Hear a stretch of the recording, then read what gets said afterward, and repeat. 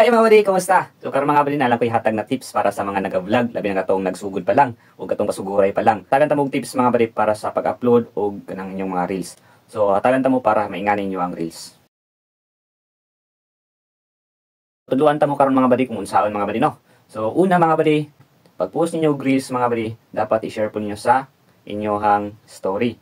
I-share niyo sa story niyo mga buddy. Ikaduha mga buddy, i-share niyo sa inyong group. Tulo mga buddy, butangan niyo og caption mga buddy. Ikaupat mga buddy, ang inyong caption mga buddy, butangan ninyo og hashtag. Butangan niyo hashtag mga buddy, inyong mga caption mga buddy. Kalima mga buddy, butangan ninyo og sticker or text or effects, mga effects mga buddy. So tulo, pwede ra isa na mga buddy, sa tulo mga buddy. So ang ikauno mga buddy, dapat dili ma-mute ang inyong reels. So unsay dahilan nga ma-mute inyong reels?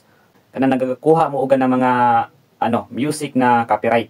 So ma-mute na inyong mga video. Dili anang basta-basta lang mumukuha og music sa Facebook. So dapat dili ma-mute. May kapito mga buddy, dapat ang inyong reels video is dapat nasa 15 to 90 seconds. So mupili ang wana. Ang 90 seconds is 1 minute and 30 seconds man tingali kung di ko magkamali. So ikawalo mga buddy.